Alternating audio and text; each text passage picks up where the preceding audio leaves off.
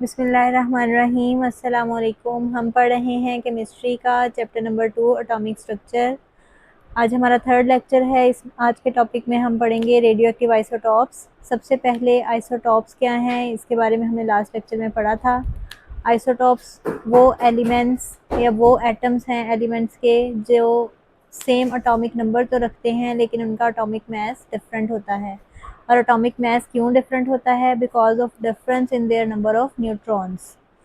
इसको हमने डिटेल से डिस्कस किया था लास्ट लेक्चर में। आज हम पढ़ेंगे रेडियो एक्टिव आइसोटॉप्स। अब रेडियो एक्टिव आइसोटॉप्स क्या होते हैं? बहुत सारे आइसोटॉप्स जिनके न्यूक्लियस अनस्टेबल होते हैं। और अनस्टेबल क्यों होते हैं? कि उनके पास ज़्यादा अमाउंट ऑफ एनर्जी होती है, यूजुअल अमाउंट ऑफ एनर्जी से ज़्यादा एनर्जी रखते हैं, तो इस वजह से वो अनस्टेबल होते हैं और वापस एक्सेस एनर्जी को रेडिएशन की फॉर्म में एमिट करते हैं। तो ऐसे आइसोटॉप्स को हम कहते हैं रेडियो एक्टिव आइसोटॉप्स। और जो रेडिएशंस को निकालने का प्रोसीजर है उन आइसोटॉप्स का, उस प्रोसीजर को हम कहते हैं रेडियो एक्टिविटी। और जो आइसोटॉप्स ये रेडिएशंस एमिट करते हैं उन आइसोटॉप्स को हम कहते हैं रेडियो एक्टिव आइसोटॉप्स। इसके एग्जांपल्स में आ जाते हैं हाइड्रोजन के। हमने लास्ट लेक्चर में 3 आइसोटॉप्स पढ़े थे, प्रोटियम, ड्यूटेरियम एंड ट्राइटियम। तो इसमें जो थर्ड आइसोटोप है हाइड्रोजन का, ट्राइटियम या ट्रीटियम, हम इसे दोनों तरह से प्रोनाउंस कर सकते हैं, ये रेडियो एक्टिव आइसोटोप होता है बिकॉज ये अनस्टेबल फॉर्म में होता है और एक्सेस अमाउंट ऑफ एनर्जी को रेडिएशन की फॉर्म में एमिट करता है। सिमिलरली ये लास्ट लेक्चर में भी मैंने आपको बताया था कि कार्बन 14 जो आइसोटोप है ये रेडियो एक्टिव आइसोटोप है। और ये भी रेडियो एक्टिव आइसोटोप को क्यों कहलाता है? क्योंकि ये अपनी एक्सेस एनर्जी को रेडिएशन की फॉर्म में एमिट करता है। जब एलिमेंट्स अपनी एक्सेस एनर्जी को रिमूव करते हैं तो अल्टीमेटली वो डिग्रेड होते हैं स्मॉलर एटम्स में, स्मॉलर एलिमेंट्स में। तो इस प्रोसीजर को हम कहते हैं रेडियो एक्टिव डिके, के रेडिएशंस को इमिट करके जो एलिमेंट्स ब्रेक डाउन होते हैं, डिके होते हैं, तो वो रेडियो एक्टिव डिके कहलाते हैं।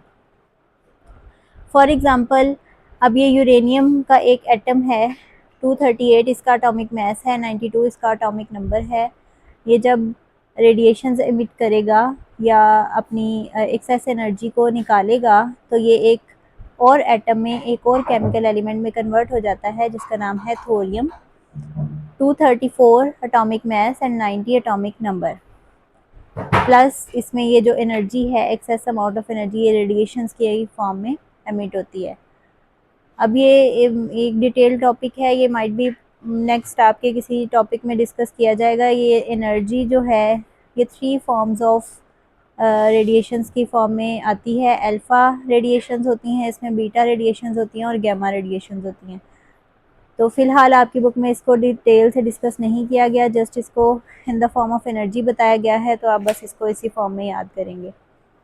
देन इसमें एक और बात है कि ये जो थोरियम या रेडियो एक्टिव डिके के बाद जो एलिमेंट्स बन रहे हैं वो स्टेबल भी हो सकते हैं और वो अगेन अनस्टेबल भी हो सकते हैं। अगर वो अनस्टेबल होंगे तो वो अगेन रेडिएशंस को एमिट करेंगे और किसी और एलिमेंट में कन्वर्ट हो जाएंगे।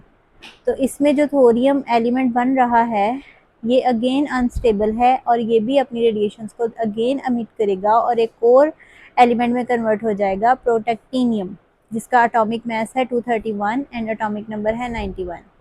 अगेन इसमें से एनर्जी निकलेगी। ये टॉपिक है रेडियो एक्टिव आइसोटॉप्स का।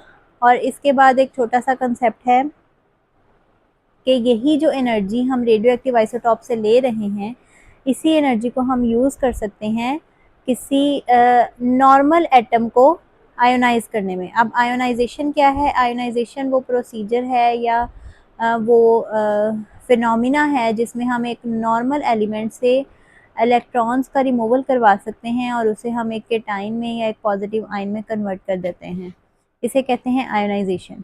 तो आयोनाइजेशन के लिए इतनी अमाउंट ऑफ एनर्जी हमें चाहिए होती है कि ये जो नॉर्मल एटम है इसके जो आउटर मोस्ट शेल में जो इलेक्ट्रॉन है उसको हम वहाँ से रिमूव करवा सकें।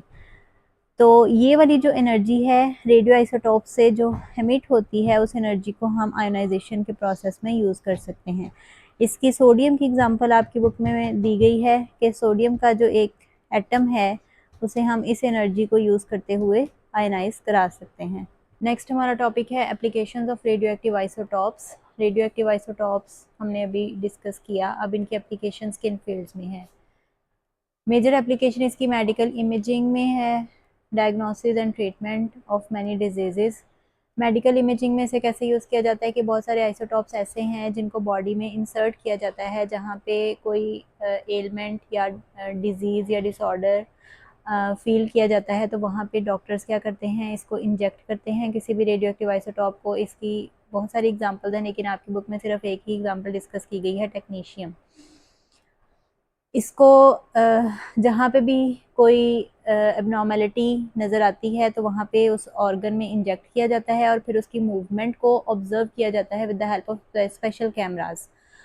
तो जिस तरह से उसकी मूवमेंट ऑब्जर्व की जाती है या नॉर्मल या एबनॉर्मल, तो उस हिसाब से उस ऑर्गन की डिजीज़ डायग्नोज की जाती है। फिर उसके डायग्नोसिस और ट्रीटमेंट में किस तरह से इनका रोल है रेडियो एक्टिव आइसोटॉप्स का। कि डायग्नोसिस तो हमने ये पढ़ लिया कि अगर हमें कहीं पे भी किसी भी ऑर्गन में कोई डिफेक्ट या एबनॉर्मल मूवमेंट नज़र आएगी तो वो डिज़ीज़ की डायग्नोसिस हो जाएगी कि क्या मसला है। ट्रीटमेंट कैसे की जाती है कि ये जो रेडिएशंस एमिट करते हैं रेडियो एक्टिव आइसोटॉप्स, इन रेडिएशंस को यूज़ किया जाता है बहुत सारी डिजीज़ को ट्रीट करने के लिए। जिस तरह फॉर एग्जांपल कैंसर में रेडियोथेरेपी की जाती है तो रेडिएशंस यूज़ की जाती हैं, वो रेडियो एक्टिव आइसोटॉप से ली जाती हैं। इसी तरह थायराइड ग्लैंड की बहुत सारी डिजीज़ हैं जिनको डायग्नोज भी किया जाता है और ट्रीट भी किया जाता है with the help of radio active isotopes.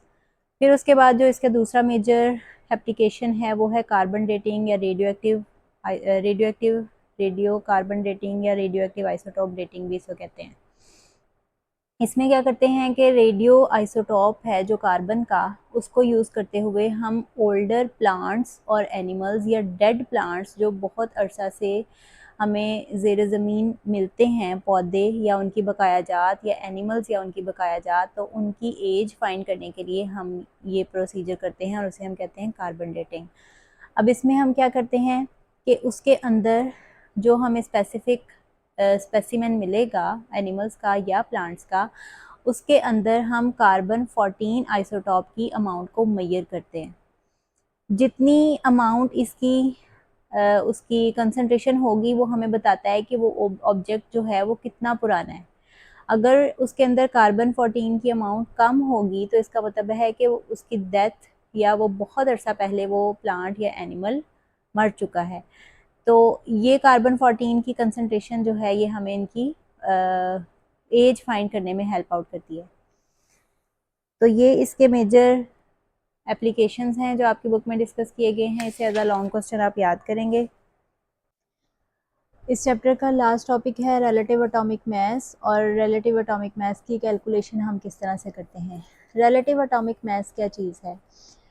जब से एटम दरियाफ्त हुआ या जब एटम की डिस्कवरी हुई तो उस वक़्त से साइंटिस्ट इस चीज़ में लगे हुए थे कि कोई ऐसा स्केल दरियाफ्त किया जाए जिससे वो एटम्स के मैसेज को रिलेट कर सकें, एक दूसरे से कंपेयर कर सकें, मुआजना कर सकें एटम्स के मैसेज का।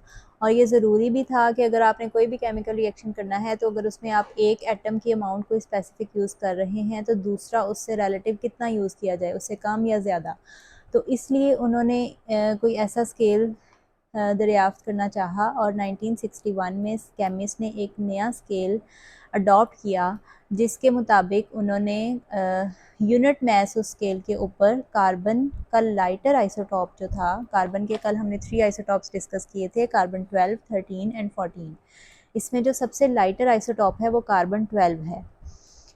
इसमें इस स्केल में यूनिट मास मीन्स जिसको आप 1 कंसीडर करते हैं, यूनिट मीन्स 1। फॉर एग्जांपल अगर आप मास में कंसीडर करते हैं तो 1 ग्राम या 1 केजी जिस तरह आप लेते हैं तो वो यूनिट मास है। तो इस स्केल के ऊपर जो यूनिट मास था वो क्या था? कार्बन 12 या लाइटर आइसोटॉप ऑफ कार्बन का 12th पार्ट। तो इस स्केल के ऊपर कार्बन एटम का जो यूनिट मास था वो क्या था? 12। और जो रिलेटिव एटॉमिक मास है उसे हम AMU में रिप्रेजेंट करते हैं या डिनोट करते हैं और इसे हम कहते हैं एटॉमिक मास यूनिट। और 1 AMU 1 atomic mass unit 1.67377 multiplied by 10 की पावर -27 kg के बराबर होता है। और इसकी जो प्रॉपर डेफिनेशन है वो आप कहाँ से याद करेंगे, रिलेटिव एटॉमिक मास की आपके पेज नंबर 27 पर fourth line, first paragraph, fourth line. The relative atomic mass of an element is defined as the mass of an atom of that element relative to the mass of light isotope of carbon taken as 12 के relative atomic mass किसी भी element का क्या है कि जिस atom का आप मास मेजर कर रहे हैं उसको जब आप कंपेयर करेंगे कार्बन आइसोटॉप 12 के साथ तो उसका जो 12th पार्ट है वो आपका रिलेटिव एटॉमिक मास होगा। और इसको आप किससे रिप्रेजेंट करते हैं, एटॉमिक मास यूनिट AMU से, और 1 AMU इतनी अमाउंट ऑफ kg के बराबर होता है। तो ये आप इसको डेफिनेशन में लिखेंगे, ये शॉर्ट क्वेश्चन में ही आता है तो इसकी जस्ट आप ये डेफिनेशन, इसका बैकग्राउंड या हिस्ट्री याद करने की आपको ज़रूरत नहीं है, जस्ट इसकी डेफिनेशन याद करें, ये अमाउंट याद करें। उसके बाद लास्ट टॉपिक है हमारा calculation of relative atomic mass from isotopic abundance. अब आइसोटॉपिक अबंडेंस क्या चीज़ है, रिलेटिव एटॉमिक मास आप आइसोटॉपिक अबंडेंस से कैसे मेजर कर सकते हैं। अब जब हम आइसोटॉप्स की बात करते हैं तो आइसोटॉप्स क्या चीज़ें हैं, आइसोटॉप्स वो एलिमेंट्स हैं जिसके डिफरेंट मास नंबर्स होते हैं, different mass numbers due to difference in their number of neutrons होते हैं। तो उनके जो मास नंबर्स डिफरेंट होते हैं तो उसे हम कहते हैं रिलेटिव आइसोटॉपिक मासेस, कि वो जितने भी आइसोटॉप्स हैं, जिस तरह भी हमने कार्बन के आइसोटॉप्स की बात की तो कार्बन 12, 13 और 14, तो 12, 13 और 14 तीनों कार्बन के एटॉमिक मैसेज हैं और इनको हम कहेंगे रिलेटिव आइसोटॉपिक मैसेज, के आइसोटॉप्स के ये मैसेज हैं।